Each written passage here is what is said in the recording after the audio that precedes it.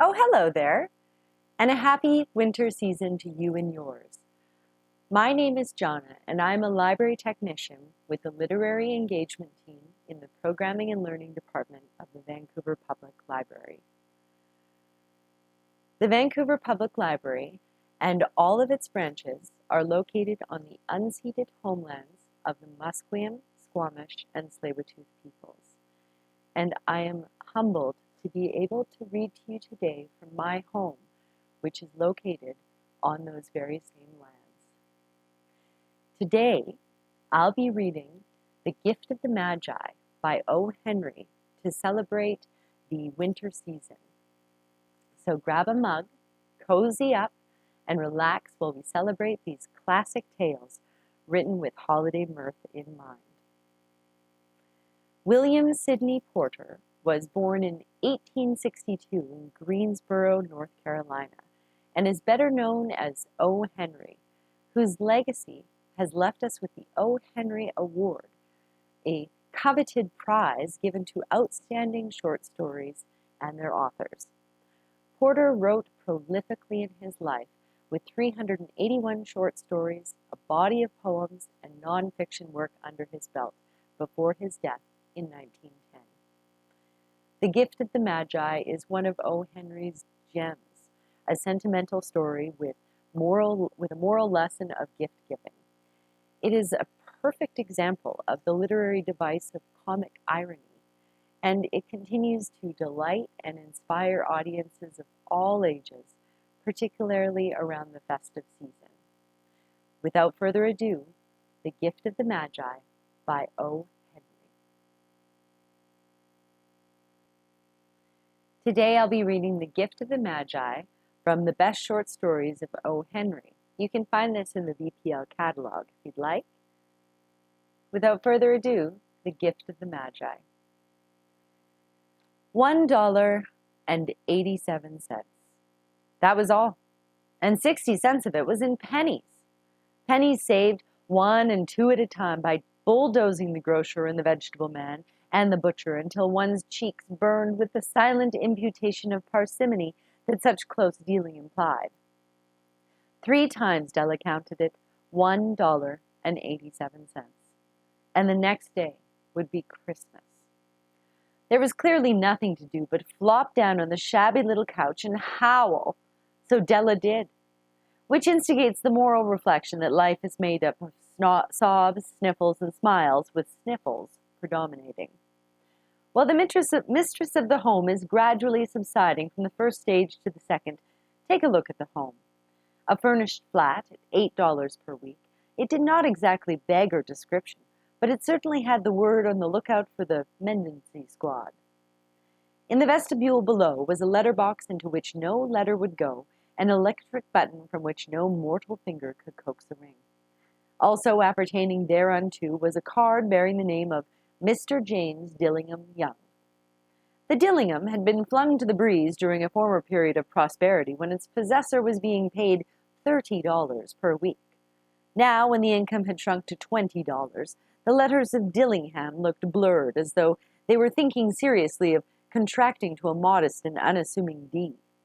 But whenever Mr. James Dillingham Young came home and reached his flat above, he was called Jim, and greatly hugged by Mrs. James Dillingham Young, already introduced to you as Della, which is all very good.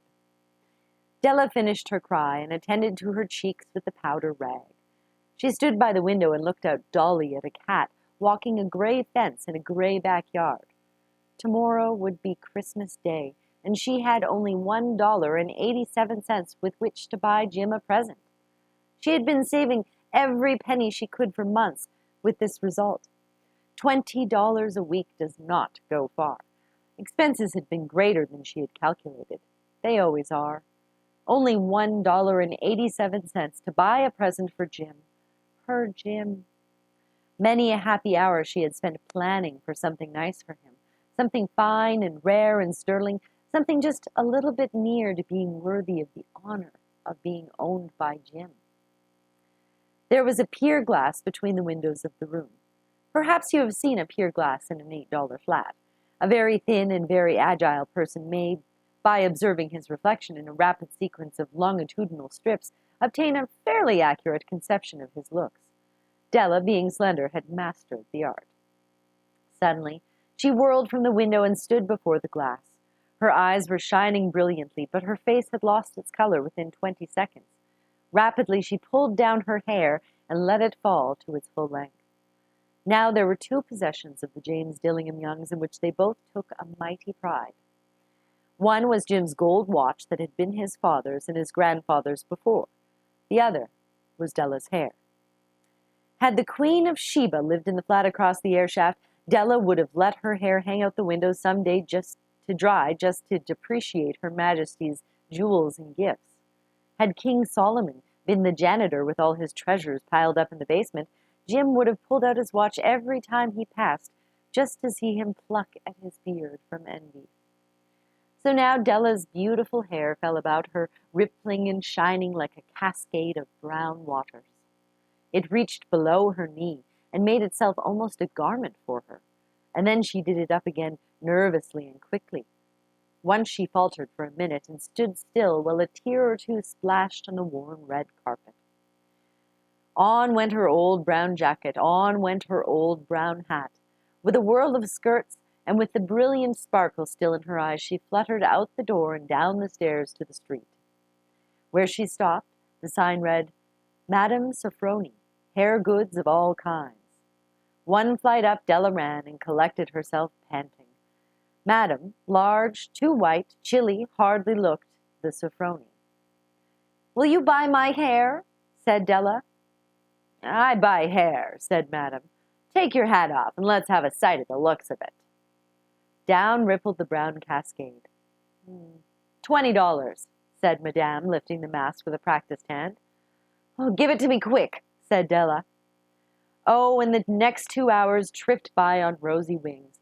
Forget the hashed metaphor. She was ransacking the stores for Jim's present. She found it at last. It surely had been made for Jim and no one else.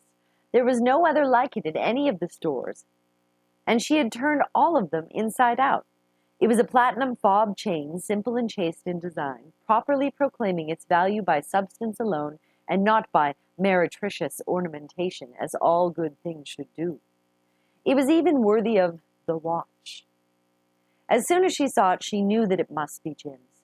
It was just like him. Quietness and value, the description applied to both. $21 they took for it, and she hurried home with the 87 cents.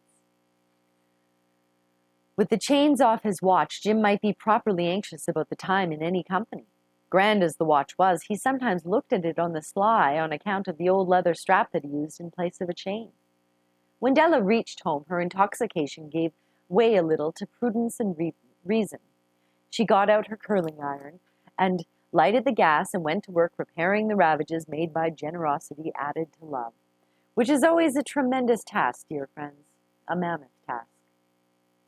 Within 40 minutes, her head was covered with tiny, close-lying curls that made her look wonderfully like a truant schoolboy. She looked at her reflection in the mirror long, carefully, and critically.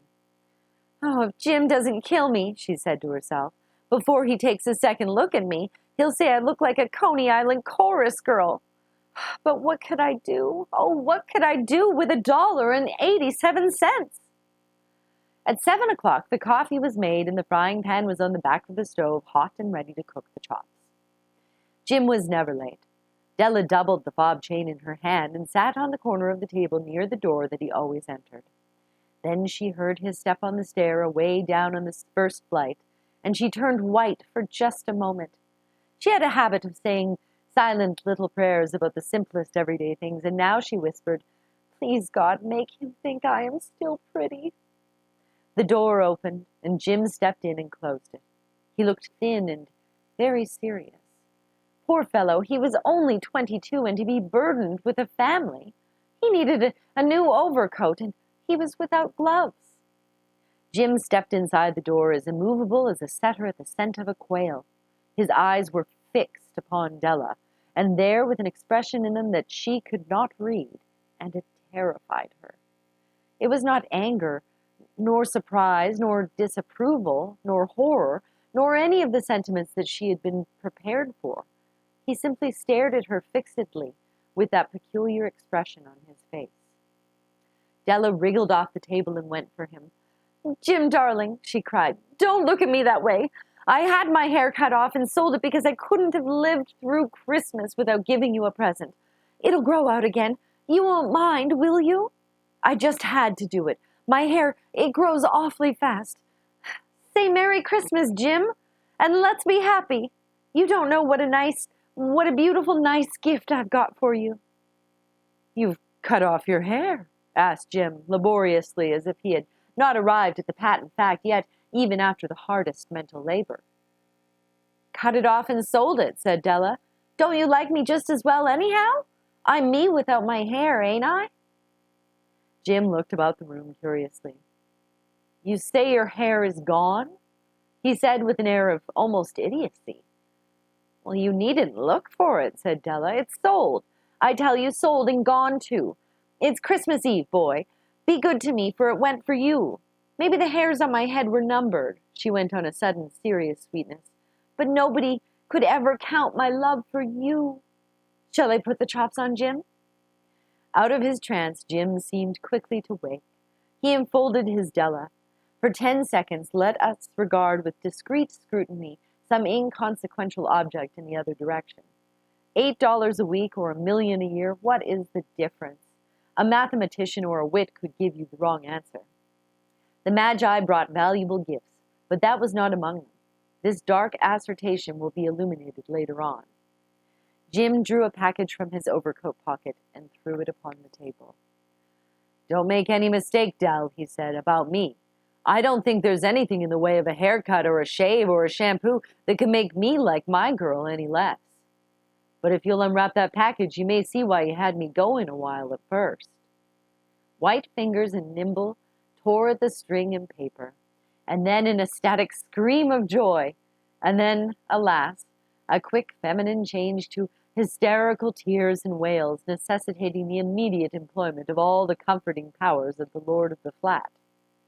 For there lay the combs, the set of combs, side and back, that Della had worshipped for long in a Broadway window. Beautiful combs, pure tortoise shell with jeweled rims, just the shade to wear in the beautiful vanished hair. They were expensive combs, she knew, and her heart had simply craved and yearned over them without the least hope of ever possessing them. And now they were hers. But the tresses that should have adorned the coveted adornments were gone. But she hugged them to her bosom, and at length she was able to look with dim eyes and a smile and say, "Well, my hair grows so fast, Jim." And then Della leapt up like a little singed cat and cried, "Oh, oh!" Jim had not yet seen his beautiful present. She held it out to him eagerly upon her open palm. The dull, precious metal seemed to flash with a reflection of her bright and ardent spirit. "Isn't it a dandy, Jim? I hunted all over to find it. You'll have to look at it 300 times a day now. Give me your watch. I want to see how it looks on it." Instead of obeying, Jim tumbled down on the couch and put his hands under the back of his head and smiled. "Dell," he said, "let's put on our Christmas presents away and keep 'em a while. They're too nice to use just at present. I sold the watch to get the money to buy you the combs. And now suppose you put the chops on?" The Magi, as you know, were wise men, wonderfully wise men, who brought gifts to the babe in the manger. They invented the art of giving Christmas presents. Being wise, their gifts were no doubt wise ones, possibly bearing the privilege of exchange in case of duplication. And here I have lamely related to you the uneventful chronicle of two foolish children in a flat who most unwisely sacrificed for each other the greatest treasures of their house. But in a last word of the wise of these days, let it be said that of all who give gifts, these two were the wisest. Of all who give and receive gifts, such as they are the wisest. Everywhere they are the wisest. They are the Magi. The end. Thank you for joining us for another episode of Story Stream, the Vancouver Public Library's Storytime for Adults. Coming up on January the 21st, I'll be reading A Jury of Her Peers by Susan Glassbell. Now, happy holidays from all of us to all of you out there. Keep warm and keep reading.